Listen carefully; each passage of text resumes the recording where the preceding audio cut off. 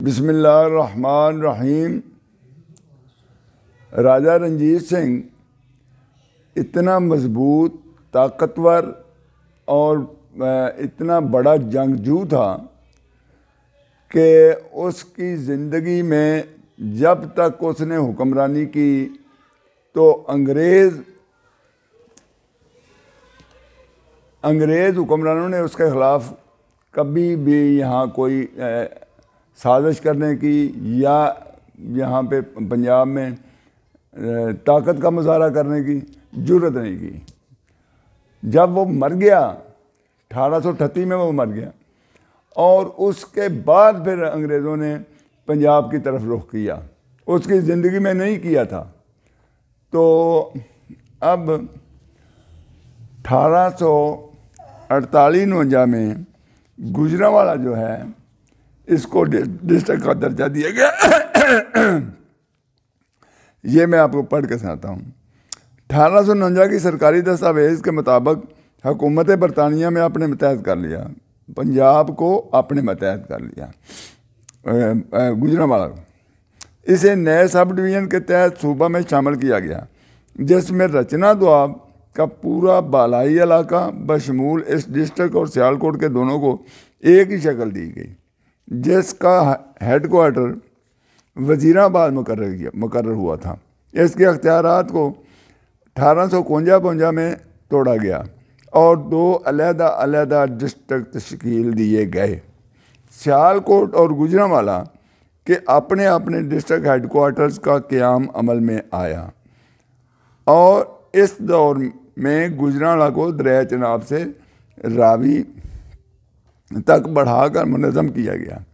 1853 میں 3 گاؤں تقریباً 690 مربع میل راوی کا علاقہ ڈسٹرکٹ لاہور میں منتقل کر دیا گیا، اور مئی 1856 میں مزید 324 گاؤں پر مشتمل علاقہ، جس کا رقبہ 690 مربع میل تھا، ڈسٹرکٹ لاہور کو منتقل کر دیا گیا۔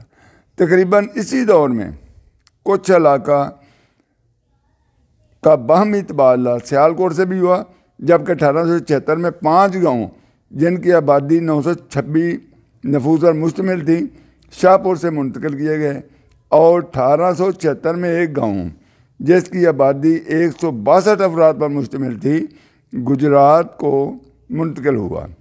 دوبارہ 1880 میں 3 گاؤں 299 ایکڑ رقبہ گجرات سے منتقل ہوا، اور 2 گاؤں 1.5 مربع میل پر مشتمل اور 1 گاؤں رقبہ تعدادی 375 ایکڑ گجرات کے حوالے ہوئے۔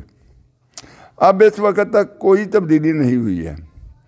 موجودہ سب ڈویژن کا انتظام 1856 کا ہے۔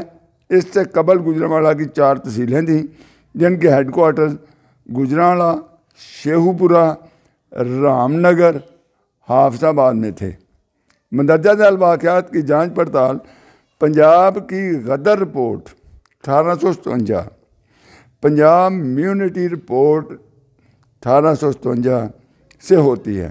لاہور سے پشاور ہائی وے روڈ پر ایک چھوٹا سا سول اسٹیشن گوجرانوالا واقع ہے۔ ڈپٹی کمشنر، جس کو خزانہ کی حفاظت کے لیے متعین کیا گیا، تمام دیگر مقامات کی طرح باغی سپاہ کی جماعت کا بوجھ اس پر سوار تھا۔ ان حالات میں ان کی سپاہ 46 وطنی پیادہ آدمیوں پر مبنی تھی۔ ایک حکم کے تحت ان کو جلد ہی ایک فوجی دستہ کی سرکردگی میں سیالکوٹ دوبارہ شامل کر دیا گیا۔ اس حکم کی تعمیل ہوئی، اس پر عمل درآمد کی ذمہ داری کیپٹن کرپس کے سپرد کی گئی، جسے عارضی طور پر ڈپٹی کمشنر کے عہدہ پر فائز کیا گیا تھا۔ 7 گھوڑ سوار 35 فٹ پولیس کانسٹیبل کے ہمراہ 3 UP افسروں کو حکومت کے خزانہ میں 2 لاکھ روپے اور قیدیوں سے بھری جیل کی حفاظت کے لیے مامور کیا گیا۔ اس طرح چیزوں کا کوئی نقصان نہ ہو سکا، خاص طور پر جب کہ خزانہ ایک غیر محفوظ عمارت میں تھا، اسے کسی نے دیکھا تک بھی نہ تھا، حالانکہ یہ اچھی طرح قبضہ میں نہیں تھا۔ اسٹیشن پر سیالکوٹ کی طرف سے 3 وطنی ریجمنٹس یا لاہور کی طرف سے 4 وطنی ریجمنٹس سے حملہ کے خدشہ کے پیش نظر اسے 2 مقامات کے درمیان رکھا گیا تھا۔ باغی دستوں کے اکٹھے ہو کر حملہ ہونے کے شدید خطرات کے موقع موجود تھے۔ اس خطرہ سے محفوظ رہنے کے لیے ایک پرانے مقبرے اور اس کے چاروں اطراف باغ کی قلعہ بندی کر کے ذخیرہ فراہم کر دیا۔ اس طرح جہاں ممکن ہوا انتظامات کیے گئے اور خزانہ کو لاہور بھیج دیا گیا، اور لوگوں میں سے ریکروٹس بلا لیے گئے جو بڑے شوق سے گروہ در گروہ شامل ہوئے۔ 6 ماہ کے اندر 700 آدمیوں کی بھرتی کا اضافہ ہو گیا۔ اس جماعت میں سے ایک بڑے دستے کو 3 پنجاب ریجمنٹس میں شامل کر دیا گیا۔ 250 اسٹیشن کی ذمہ داریاں سونپی گئی۔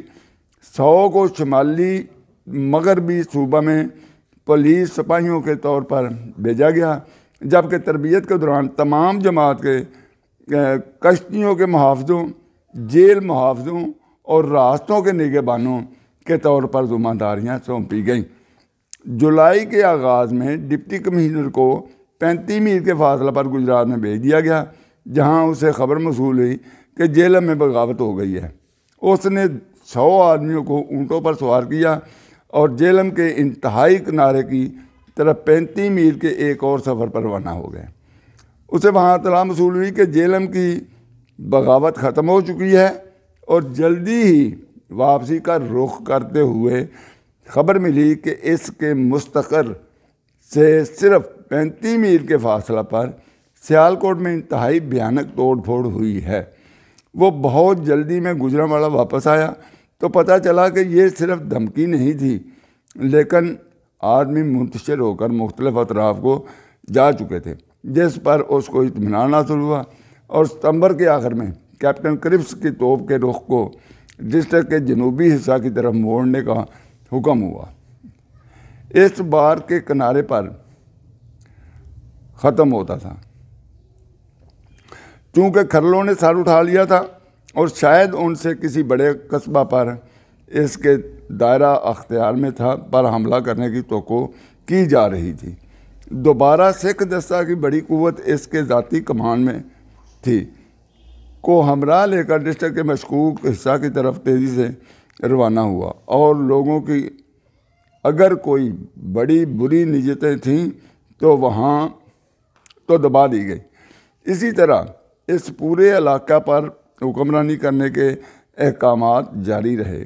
اکتوبر میں کرنل کلارک نے ڈسٹرکٹ کا چارج سنبھال لیا، اور کیپٹن کرپس کا میجر مارشڈن کی گوگیرا تعیناتی پر فیروز پور تبادلہ کر دیا گیا۔ گجرانوالا کے لوگ بہت دیر سے بری طرح متاثر ہوتے نظر آ رہے تھے، اس لیے قصبہ کے امیر لوگوں سے مناسب 6% افزونی پر قرض حاصل کیا گیا۔ یہ تاریخ جو ہے یہ بیان کی گئی ہے اگست 1883-84۔ یہ تاریخ 1883-84 کے گزٹیئر سے شامل کی گئی ہے، اور اب جو تاریخ ہے جو مختلف تاریخ دان نے، مختلف محققین نے، مختلف جنہوں نے تحقیق کی پنجاب کی ہسٹری کی، انہوں نے جو بیان کی ہے اس کے مطابق وہ آئندہ انشاءاللہ تعالی آئندہ قسم میں اس کو اس میں شامل کریں گے۔ تو آج اسی پہ اکتفا کرتے ہیں۔ آپ کی بڑی مہربانی، اسے سبسکرائب کریں، شیئر کریں، لائک کریں۔ Thank you very much. اللہ حافظ۔